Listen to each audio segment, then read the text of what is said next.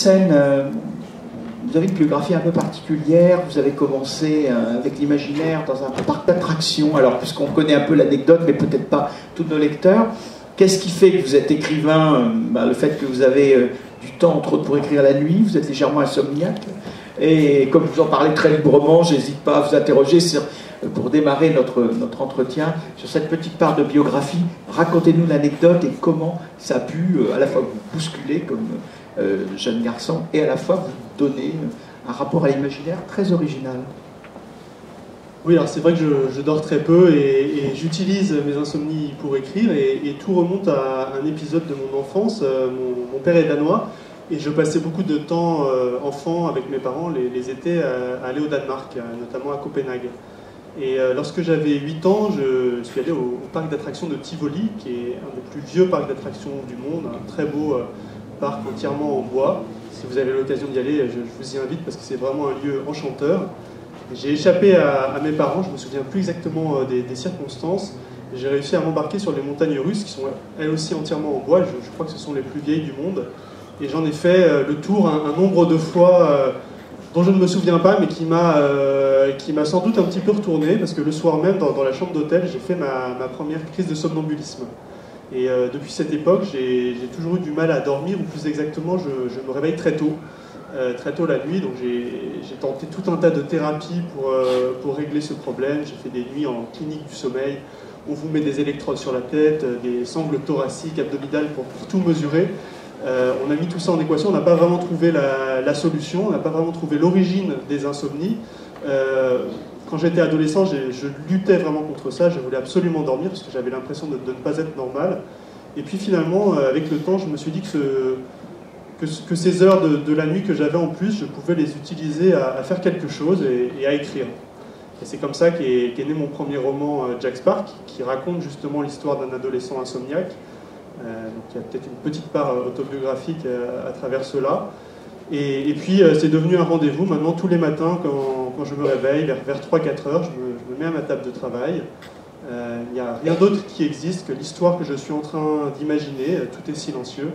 Et pour moi, c'est devenu un mode de vie, pour ainsi dire. Et voyons ce que ce mode de vie un peu original nous donne. Animal, donc, chez Gallimard Jeunesse.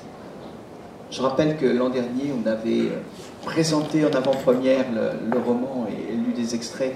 C'est dire à quel point on était passionné par le travail littéraire de notre invité.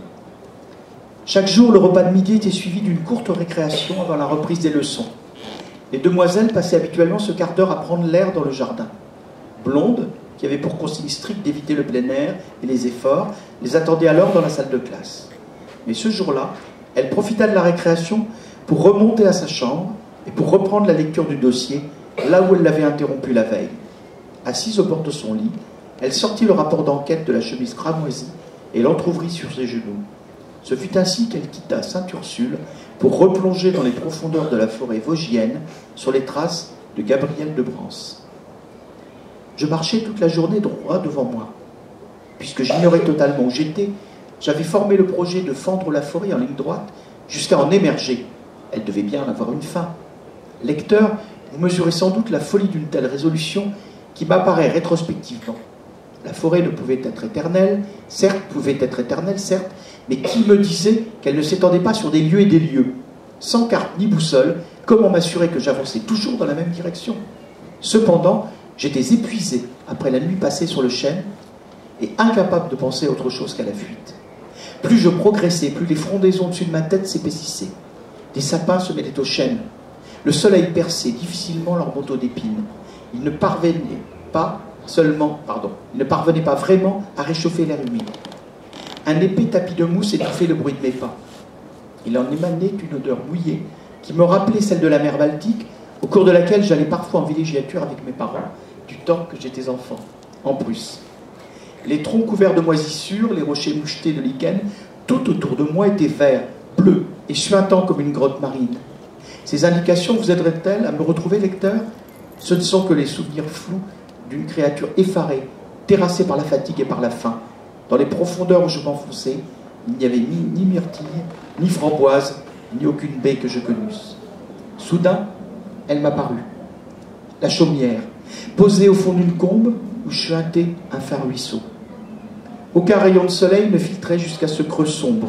Au contraire, j'avais l'impression d'avoir découvert la source d'où émanaient les ténèbres baignant cette partie de la forêt.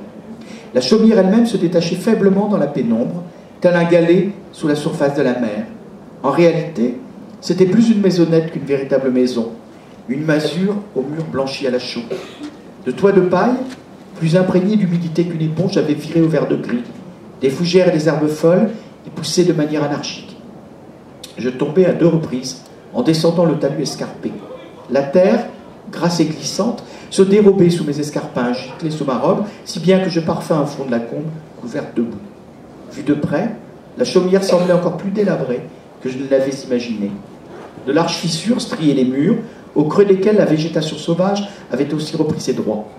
Les fenêtres étaient étroites comme des meurtrières. Leurs carreaux étaient fêlés, et derrière eux, les rideaux de dentelle grossière paraissaient aussi gris et détrempés que des serpillères. Je me persuadais que la chaumière était abandonnée, depuis des années sans doute, depuis un siècle peut-être. Elle avait dû accueillir autrefois un bûcheron solitaire ou un ermite misanthrope, avant d'être englouti dans le gouffre de l'oubli. Par réflexe, je frappais à la porte. Geste absurde, mes coups contre le panneau vermoulu résonnèrent dans le vide, et bien sûr, personne ne vint m'ouvrir. Le silence retomba dans la combe, seulement troublé par l'écoulement du ruisseau anémique. J'avais l'impression d'entendre le rire d'un lutin sylvestre, un gargouillement vibrant à travers un gosier trop étroit. Comme si la forêt tout entière se réjouissait de ma détresse.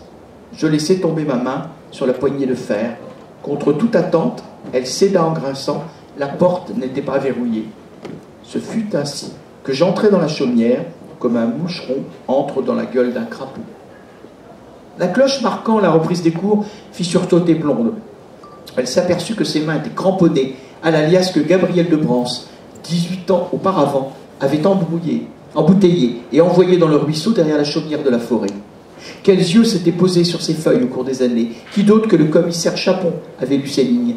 Quelqu'un avait-il tenté de sauver Gabriel, ou bien avait-elle écrit tout ceci qu'en pure perte? Le titre du rapport ne laissait malheureusement pas beaucoup d'espoir. Enquête sur la disparition de Madame Gabrielle de Valrémy. Il était daté de mai 1815, soit 1 an après la jeune fille dans la sinistre chaumière. Mais si elle n'en était jamais ressortie, alors comment avait-elle pu se marier et prendre le nom de son époux? Voilà, j'ai choisi cet extrait. Je trouvais qu'il avait le mérite de nous permettre à la fois de découvrir le personnage de Blonde, de comprendre qu'elle était au couvent, de comprendre qu'elle lisait un document qu'un personnage, le commissaire, lui avait remis, et puis ce récit, à l'intérieur du récit, met en scène une femme dont on se demande quel est le lien de l'héroïne avec elle, et ce passage qu'elle raconte, évidemment, à votre façon, c'est le conte aux boucles d'or. Essayez de nous expliquer un peu tous ces éléments, et peut-être commencer, si vous voulez bien, Victor Dixon, puisque c'est sous-titré La malédiction de boucles d'or, de nous dire comment Animal est venu à partir de la lecture, ou plutôt de la redécouverte d'un conte. Alors c'est intéressant que vous ayez choisi cet extrait, parce que moi je me nourris beaucoup de mes rêves pour mon inspiration, et en particulier pour Animal. J'ai fait un rêve très simple, un rêve qui était centré sur cette chaumière, et que j'ai retranscrit dans ce passage en particulier. Dans mon rêve, je voyais cette chaumière donc perdue dans une forêt profonde, très obscure. J'essayais de m'en approcher sans jamais atteindre la porte, sans jamais pouvoir la pousser. Et lorsque je me suis réveillé, j'ai repensé à ce moment-là au conte de Boucle d'Or, et je me suis dit, mais cette chaumière, c'est celle du conte de Boucle d'Or, un conte dont j'avais gardé un souvenir un peu vague. On avait dû me le raconter quand j'étais enfant. Je l'ai retrouvé, je l'ai lu, c'est un conte très, très court, et surtout je me suis rendu compte qu'il n'avait pas vraiment de fin. C'est-à-dire qu'à la fin du conte, entre guillemets, Boucle d'Or est découverte par les 3 ours, elle saute par la fenêtre et elle disparaît dans la forêt. Ça s'arrête là.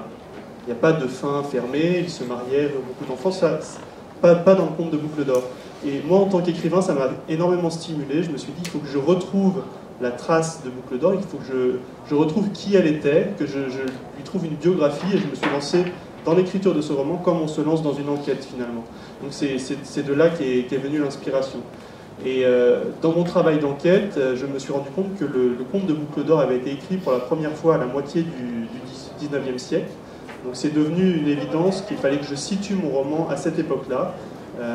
après la fin de l'épopée napoléonienne, et c'est le décor que j'ai choisi pour Animal. Est-ce que, là aussi, toujours d'après cet extrait, peut-être brosser rapidement, sans trop te révéler de choses, qui est Blonde, ce personnage? Il y a des choses qu'il faut dissimuler au lecteur, mais ça vous allez le savoir vous-même.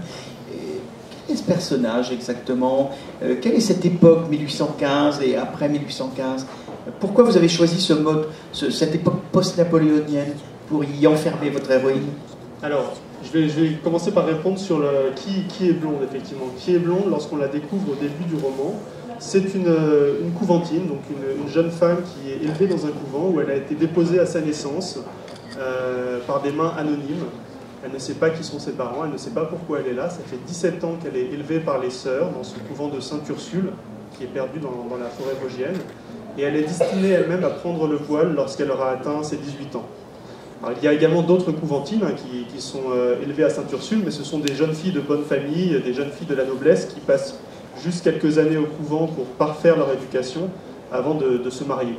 Ce sont bien sûr des mariages arrangés à l'époque.